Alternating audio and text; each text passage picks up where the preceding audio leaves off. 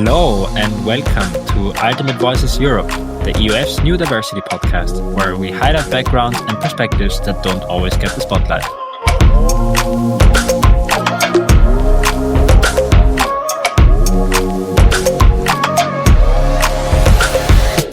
Hello, my name is Annika. My pronouns are she, her. I'm Swiss and I live in Zurich at the moment. My background is in gender and politics, and I, at the moment, work for the Canton Luzern, which is a local government in Switzerland, in an office for gender equality and LGBTI rights. Hi, my name is Jakob, also known as Dunzi in the Ultimate community. My pronouns are they, them. I'm from Austria, currently living in Vienna. I'm a social psychologist. I work for 100% Sport, which is an Austrian organization working for gender equity and safe sport in Austria. That's me. We're both members of the EUF Diversity, Equity and Inclusion Committee, and in that role, we are launching this podcast today. In this podcast, we will be covering lots of different topics related to diversity, such as gender, queerness, ethnicity, age, and a lot more.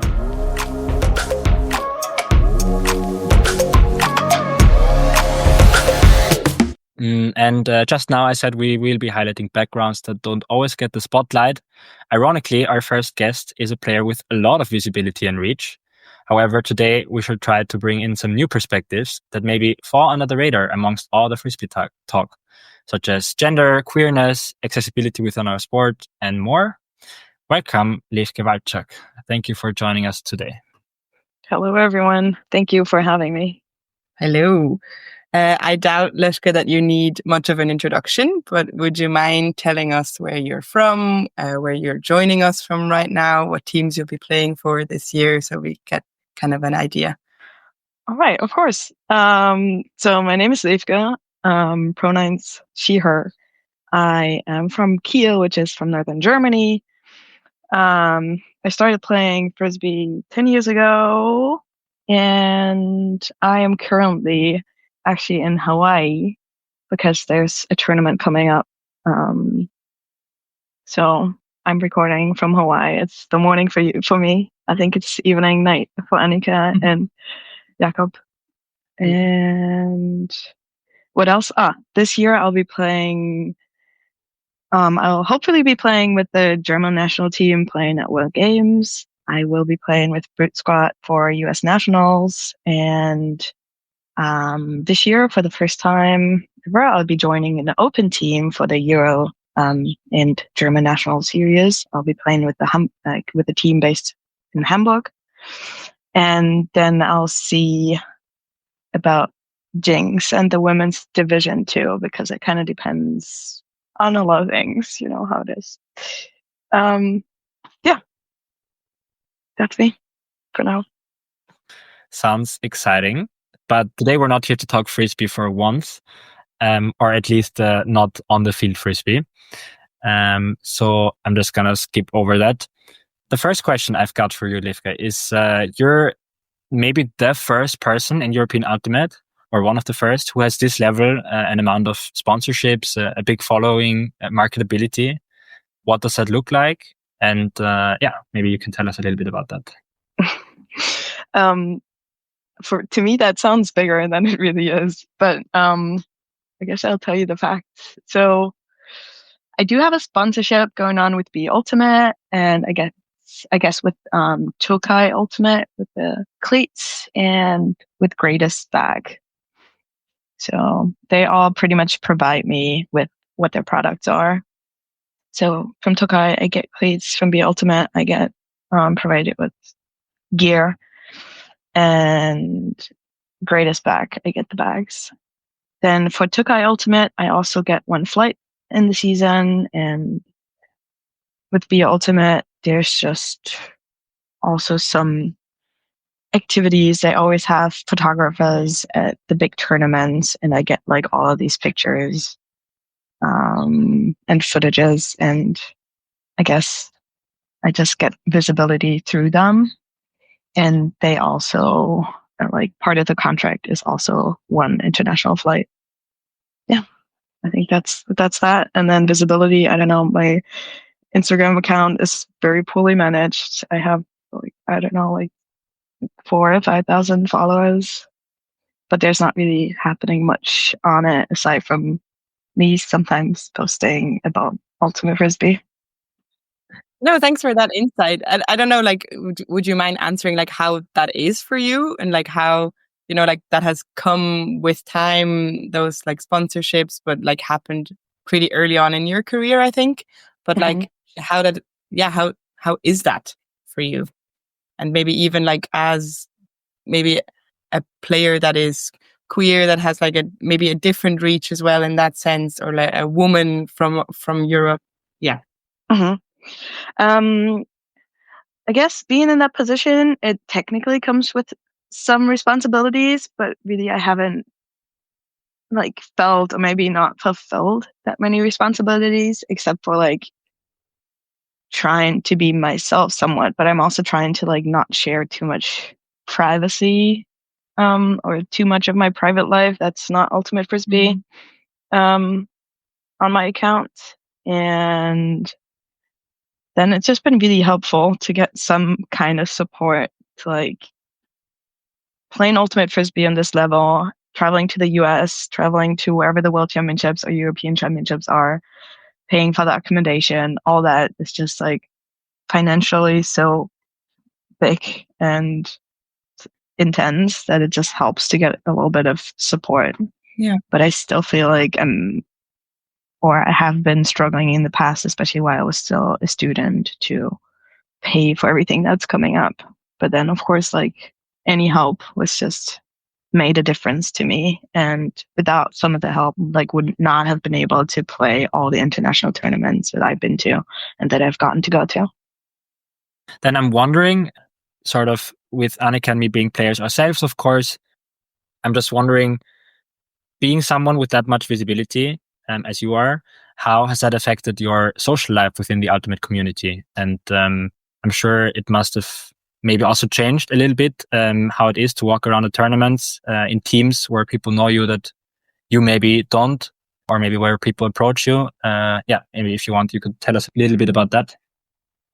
Well, that's still feel very unreal to me and kind of weird and funny when I'm at an international tournament and then there's some players that approach me and be like, hey, can we take a picture together? Or like approach me and ask me about insights, or like, hey, I've been watching you on the field and this is really nice or inspiring. And that's always like very like it's surprising, but it's also moving me sometimes or touching in a way where I'm like surprised, but I'm happy, I guess, to have that kind of reach. I don't know if I'm happy to have that kind of reach, but I'm like, it's crazy to me that it does make a difference to some people. And I guess I just remember watching Frisbee when I was, younger and not as experienced. And when I had so many dreams about playing Ultimate and playing Ultimate at the highest stage. And I was watching all those crazy athletes. And now it just seems to me that I became part of that group that I would always looked up to when I was younger. And that's just really rewarding, I guess. That's really nice to hear. Keeping this on, but also moving into more like an equity perspective.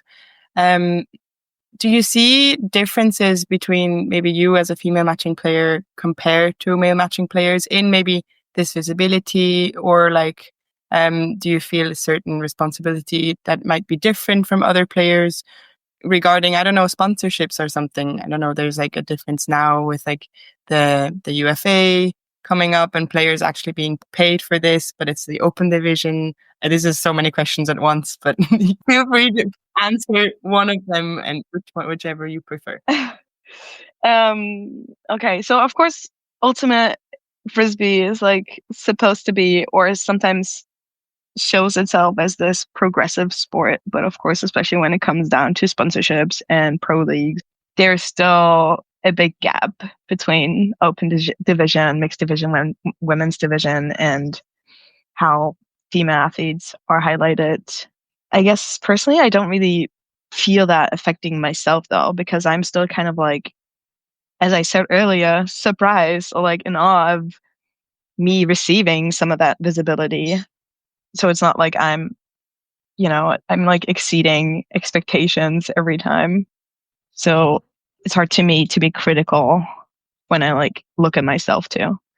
But then like the first players that come to my mind always when it's like visibility of women athletes, queer athletes in the women's division, I think of the Cadena twins right away. And I'm like, I feel like they are the coolest, most visible ultimate frisbee players out there, regardless of gender, etc. But I also feel like maybe if they would be men or playing in the men's division, their charisma and their online presence would be used in a different way, and they would actually be very wealthy athletes.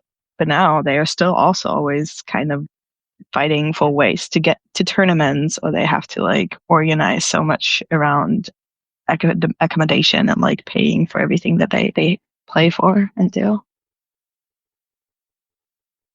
Yeah, jumping on that, maybe how do you think you perceive like class within Ultimate Frisbee and like the ultimate community? And I guess also specifically in terms of accessibility and high level teams and tournaments, maybe with a European focus, but it doesn't have to be.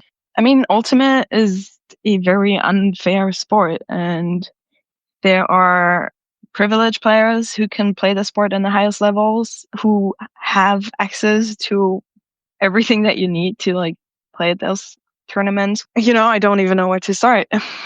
Like, where do we start with privileges? But like, just the country that you play for, what's the quality of the country that you play for? Do you get a visa? And then, of course, just monthly wage is so different. And then for me or us who are players that are from Europe, and I guess in comparison to many other countries, we get paid a lot of money for working jobs. And then still, all the championships or all the tournaments are so expensive for us. But then if you put that in relation to, I don't know, Colombia, where like the average pay for a job is $2 an hour, like $2 an hour. It's like, how can you possibly pay for an international tournament? And then it just costs so much more organization and energy, time to be able to do all that and accommodate that and get there. I guess that's something that's not being talked about that much, or you really have to get into contact with people from different communities that are really like far away, because we all are mostly connected to the communities and players within Europe, right? I think you're spot on. I always wonder about how many great players just never become the great players they could be because they don't get the chances to. For sure. And then there's this thought of like, oh, of course, because Ultimate is so sort of hard to get into and not super accessible, the people who do it for love of the game, not for money or something else. Yeah. But then, of course, that's a huge trade-off for how many people are not even capable of making that choice. Yeah. For themselves. Yes. Yeah, definitely. It's definitely like also because this sport is so young and there is like no money in this sport, or minus money in this sport. You need to spend lots and lots of money. And maybe hopefully, I don't know, we see the sport growing into something different. But then, yeah, it will take so many years. Yeah. I was also interested to hear from you, Levke. How has your experience as a queer woman shaped your journey in Ultimate? How present has that been in the past or in the present? Yeah. I think what comes to mind first is just how different that experience is, being a queer woman in Ultimate Frisbee, when I play Frisbee in Europe and then when I play in the US. The first time I went to the US, or even when I played with Rebel at PUL, it was so inspiring to see so many queer athletes in my team and the opponent's team were just like being out and queer and happy. Whereas in the European scene, especially like some years ago, I always felt like I was so much more by myself, or it was so special or different to be queer. And then just having this experience in the US now is just so inspiring because it's so normal. And I feel like they're just a step ahead of inclusivity because there's so much visibility already. And that's just been very refreshing, also interesting to see, and of course interesting for like reflecting on what that means for the ultimate community in Europe and how much potential there is, but also like kind of sad how bad it is or where it has been, or yeah. What do you see? What does that mean for Europe? Or sort of what do you think would need to change or is changing maybe? Because you also mentioned the change over time.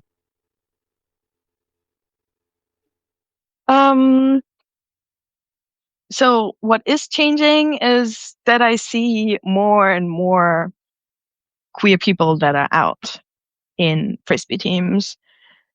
Yeah, whether that's women's teams, mixed teams, or open teams. I'm curious to hear, do you perceive a difference in terms of the structures of the communities in Europe and the US that cause this difference that you perceive? Or is it more like a personal thing of you notice how many queer people there are around you and how out they are? Or maybe both? Mm-hmm. Oh, yeah. So that's interesting. I think it's probably both. It starts with like the personal experience, but then because there are many more queer people, or I mean, it's not like hugely diverse in terms of like how diverse a community or us humans are and can be. Ultimate Frisbee is still not like the most progressive and diverse community. It's still a very white community. It's still very heteronormative, sexist. I don't know. But like, I do feel like in the US, there's more intentional change. There are teams that are really putting effort into making their program a little bit more equitable, into really actively trying to make this space a safe space and more inclusive space for flinted people. So female, lesbian, intersexual, non-binary, transsexual, and agender people.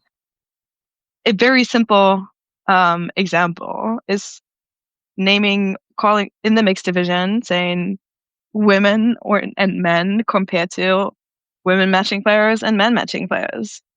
And that to me is just like, it's so easy to do. I don't understand why it's not really been done in Europe, or why it hasn't really changed yet. But that's really something I feel like almost everyone in the US that I've encountered or like met use those terms instead of saying women's and men. Mm-hmm. Interesting, because I think like maybe it's slowly changing in Europe, but Europe has way more biological terms, like female matching player and male matching player is something I hear way more often than woman matching and man matching, which would be more inclusive because it isn't as biologist, which is really interesting. Yeah, it's like every time I go to the US, I learn something new, or I learn how we can be better allies. Because, for example, I've always used the term female matching and male matching players. And then I've been there and they were like, well, women matching and men matching is like supposedly more inclusive, or because it focuses on gender compared to sex. Yeah. That's really interesting. And I think probably also the structural changes then like move into the community changes, and the way the community changes then changes the structures more. It probably goes hand in hand. Yeah. I think there's definitely loads of things we can improve in Europe. So following up on what you said earlier about the Cardinal Sisters, for example, being female athletes with big reach and being quite publicly known as athletes, that does remind me of the fact that in sports, especially in sports that are already a bit more equitable, like ultimate, or I'm also thinking of tennis, for example, with the example of Serena Williams, that at the very top level, the female names are almost as well known as male athletes. However, if you go a bit further and then you look at the, I don't know, for example, top 50 athletes of each gender, there still is a huge gap that is forming and is widening sort of as we go deeper and deeper. And I also perceive that to be the case in Ultimate, where really at the top level, female names are quite well known, but then as we go further, that really changes. And I was curious what you two think about that. But I completely agree, especially with probably parts of it are due to UFA, and which was like before known as the AUDL, who have all just focused on the open men's division. And those athletes are becoming more and more professional. Like that program is going really well for them in the men's division, but of course that's really restrictive to just men in the community. And then the women's pro leagues are just like, don't have as much of a high profile as the professional men's leagues. So I guess that results in exactly what you said. Yeah. I think even within Europe, I think it's really interesting because I feel like within the women's division, if you kind of play in the women's division, for example, you do know a lot of women matching players that are really strong. But you also know a lot of man matching players that are really strong. And I kind of wonder, because like when I talk to some of my friends, they wouldn't know as many, like to my guy friends, they wouldn't really know as many women matching players as I know man matching players. It totally makes sense, and I agree. I feel like I don't know many open players, men's players, but I bet I still do know many more than the average open player knows about the women's division. But yeah. How do we change that? That's an open question, not specifically targeted at you. Like, I don't think, or like, I wish you could just provide us with all the answers. Yeah, no, I can. Well, I just have some thoughts. I feel like it is part of a bigger, of course, part of a bigger issue that is also sort of present in other sports as well when it comes to media coverage and also consummation. So that women's sports are being consumed way less, are also being marketed way less. That is also changing in some sports. For example, in basketball, we've seen a very big rise of viewership and media attention and so on. Yeah, but I think it is sort of how much sport is being consumed and watched and talked about is just a manifestation of how it is perceived anyway, which leads us back to other things we've already mentioned. I think that there still are differences. Yeah. And I think not even just how much it is consumed and watched, but how much is given to us, like how much coverage is there, how many highlight reels are there, how many pictures are there of which players, where there is just still a difference in like how much diversity in general there is. Yeah. Have you noticed, Levke, any differences within that, maybe between the US and Europe? Or do you think that kind of like is the same kind of probably still is somewhat similar, but I think what can, or I hope what helps in the US is how there are so many programs for college Frisbee and college ultimate. And so in the last week of January, I was in Boston, and I just went to one of the, like, a random college mini tournament. And I was in awe of like the women's Frisbee community that there was just for that one weekend. There were spectators. There was like some cameras up.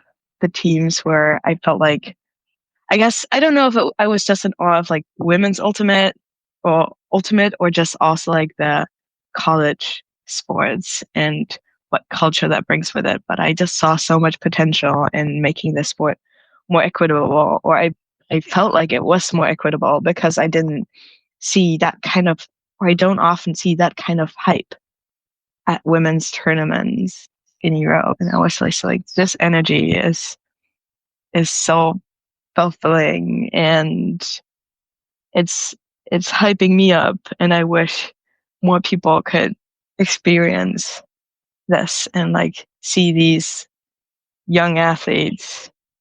I don't know how to describe it. Maybe that's a better way, but I was just like so happy that I got the chance to see that, and it really made me more optimistic and brought my hopes up for the future.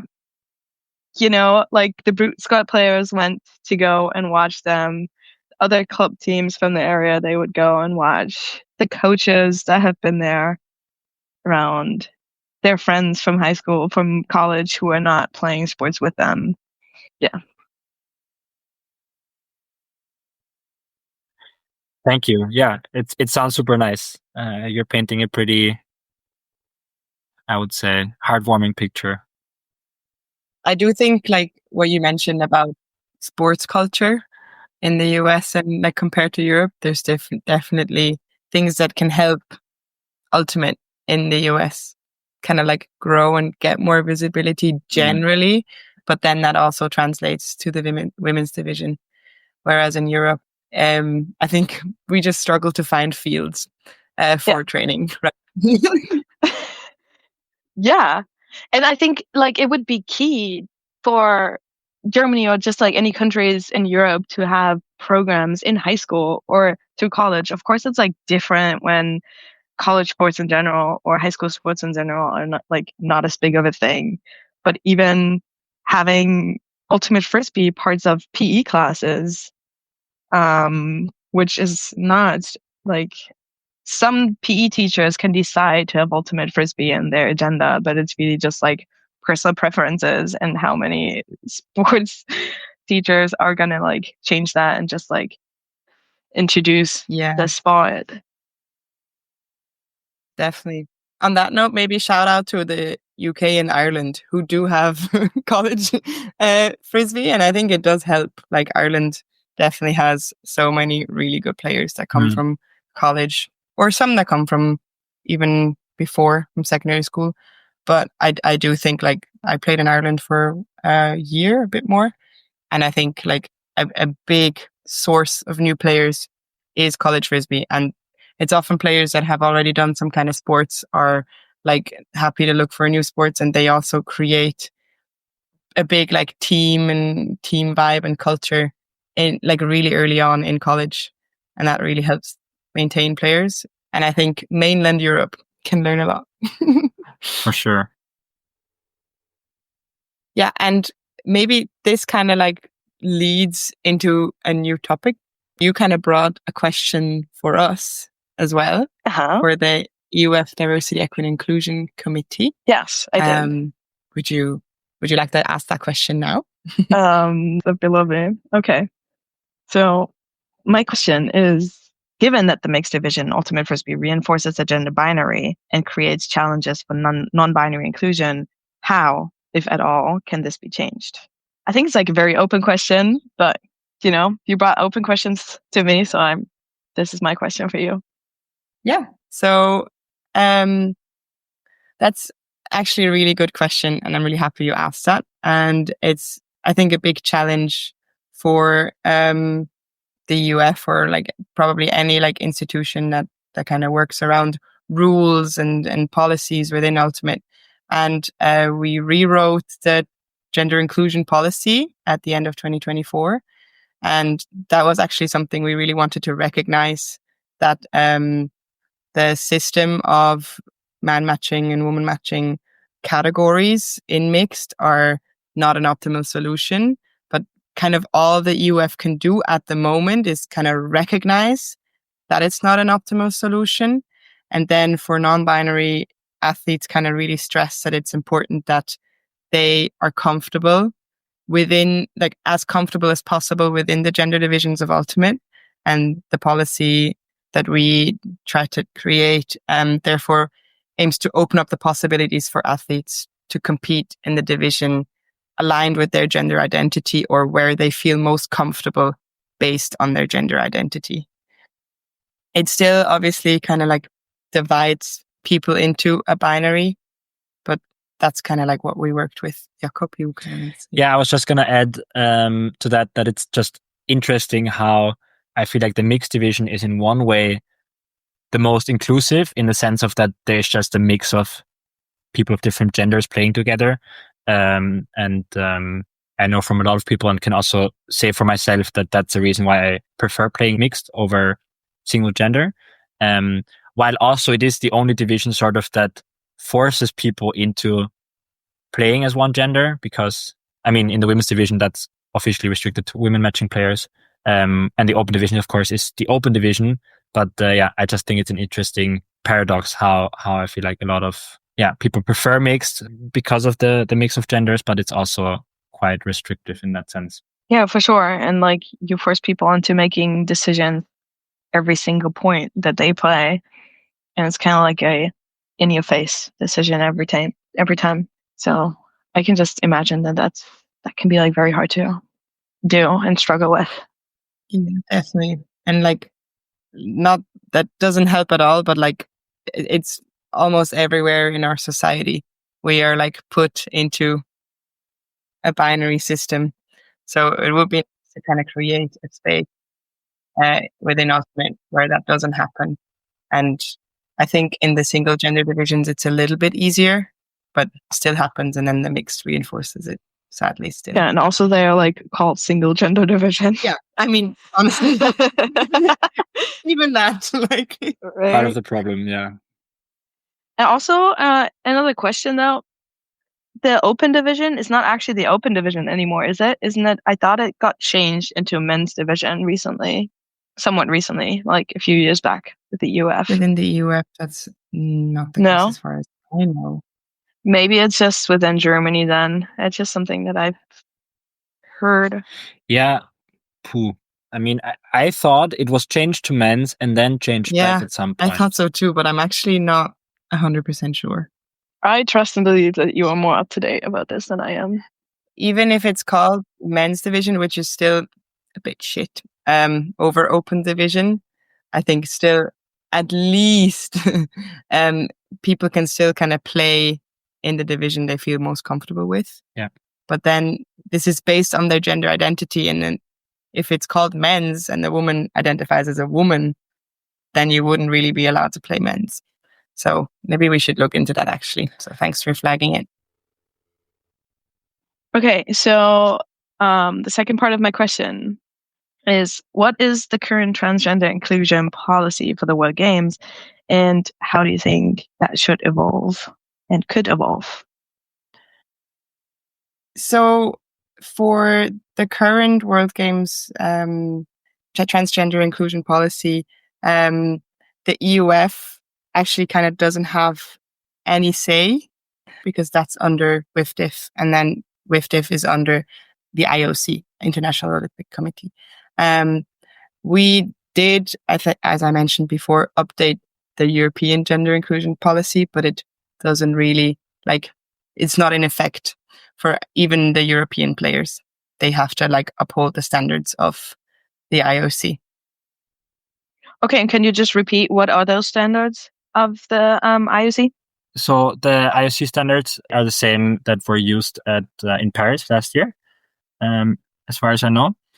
And so far, until now, hopefully they don't get worse. Exactly. Now that might of course happen. The Olympics and stuff are in the US. That might of course happen. Actually, so officially the Olympics have transgender inclusion policies and do sort of publicly stand behind human rights and equal treatment and so forth. But the restrictions have gotten harsher for the past Olympic Games compared to the ones before. So they do include things like hormone testings, guidelines as to when, especially for trans women, when they needed to have transition physically. So there's rules about that it needs to happen before their 12th year of life before they're 12 years old, things like that. So it is actually quite restrictive, which led to the fact that there was no transgender woman competing in the Olympics 2024. There were trans men competing because the rules are just less strict. And there were trans women at the Paralympics. Yes. They have a different gender inclusion policy, but not the Olympics. Yeah. Yeah. So yeah, I think we can expect the same rules, if not even harsher rules, to apply to World Games, but we'll see about that. I wasn't able to find anything on the quick search that I made for World Games specifically. Yeah, I think they haven't updated anything yet, but as like really sadly, public discourse and media discourse especially is really like shifting towards an anti-trans narrative, especially in sports. We can kind of only hope that it doesn't get worse. I think like within those big federations and things. And we are really trying to push against that with the policies in Europe, but there's only so much we can do on like a local level, but not on an international one or like fully international one. Yeah. I mean, just to put this into perspective, right? The podcast, it's February 10th, I think. Yeah. And Trump has been president for a couple of weeks and he's already, what are the English words? Banned trans women from sports, basically. Yeah, I was talking. So, yeah, it's scary and sad and devastating when it's like we all felt like we're slowly moving into the right direction. And then now it's just scary. Yeah, definitely. Okay.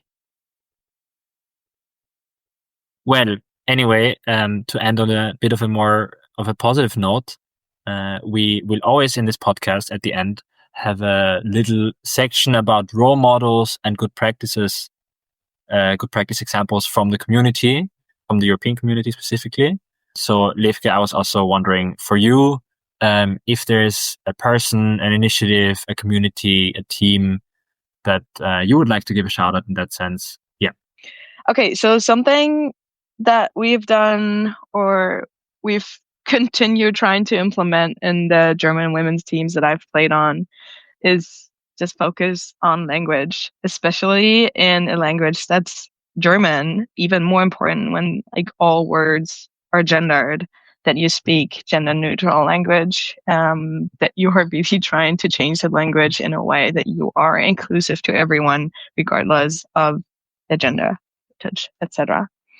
I do see how that can be difficult sometimes. So I think it's important to also educate yourself. It's important to listen to podcasts, to hear other people talk about these topics. There are and have been some presentations at Windmill, for example, big shout out to Windmill, which have been very helpful and I think had been news to some people that did go to those presentations, but also mostly people that were already interested in the topic went. So if you have not been, just go the next time and maybe talk to other teams as well.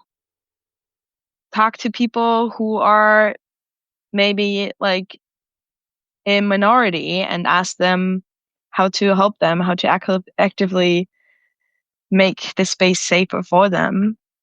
So like just like more human and nice things in general. For example, at Brood Squad, we have this group that is called White People Doing Work.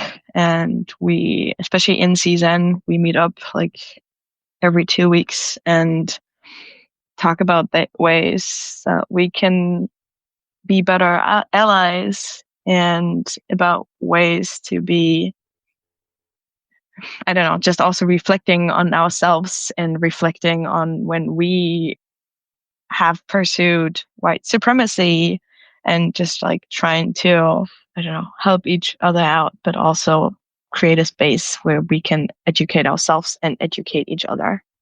I can add to that as well, being from Austria, where we also speak German.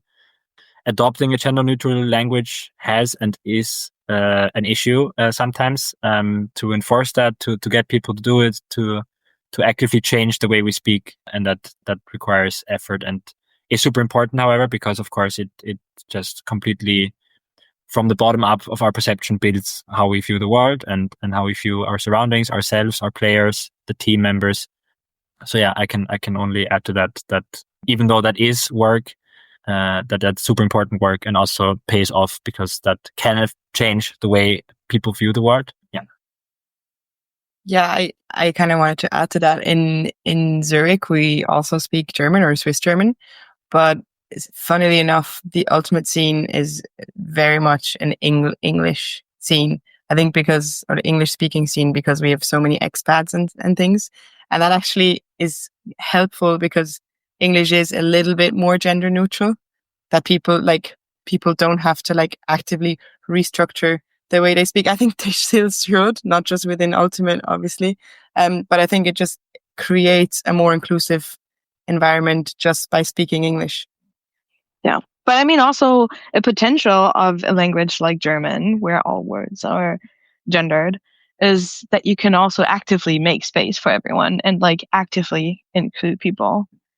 Because that can, in English, you might say manager, but then because of people's heads and how heads work, or because of restrictive thoughts, stereotypes, stereotypical thinking, etc., we would just think of like a male version of a manager or coach, or whereas in German we can also be very specific and yet inclusive. It just like costs more energy and education, I guess. Yeah, definitely. Yeah, for sure. I also wanted to touch upon what you said about sort of talking to other teams, other communities, maybe sort of widening your horizon a little bit about how things are being done in different spaces. I haven't played in the US, but I did live in the Netherlands for 2 years, and there I also really noticed a difference compared to Austria. And in the Netherlands, it still felt quite gendered. The language is pretty gendered as well. So also far from perfect, but I did notice a big difference compared to Austria with how visible queer people were, how normal it was for queer people to be present in public spaces in Frisbee, to be not something peculiar or something that people chat about, but just something the way people are. I think what's important, if you say you want to approach other communities or like get into contact with them, you should always come from like a self-critical perspective, I would say, to not be like, hey, this is me and this is my experience and this is what it should be or whatever, but like just being like very self-critical when you approach. Yeah, and not expect other people to be willing to educate you just because they can. Correct. Mm-hmm. Definitely. Yeah, I think another point like about education is what you touched on before, like the windmill inputs and things. And probably even this podcast, I hope this podcast kind of reaches a wider community of people who might have maybe not gone to the windmill talks and can kind of listen to this series and try to educate themselves and also educate fellow players. I was thinking maybe it's also fun that from time to time we can kind of recommend one or two other mediums for people to listen in and to read and to educate themselves through this podcast and dive into these topics even further. Yeah. I mean, thank you for starting this podcast and bringing visibility to queer athletes in sports, or like more diversity in the European ultimate community. I think that's big and a step into the right direction. Thank you for being part of that. Yeah, thank you for being part of it as well, of our very first episode. And thanks for joining and sharing some things about yourself and your experiences. Much appreciated. Thank you, Levke. Goodbye. Bye-bye. Thanks again to Levke for sharing a new side of her story and for talking about different perspectives on Ultimate Frisbee. We will be back with the next episode, for which we will bring on another exciting guest that will be announced soon on UVE Shownotes. Thank you for tuning in. This was Ultimate Voices Europe, the EUF Diversity Podcast by Jakob and Annika.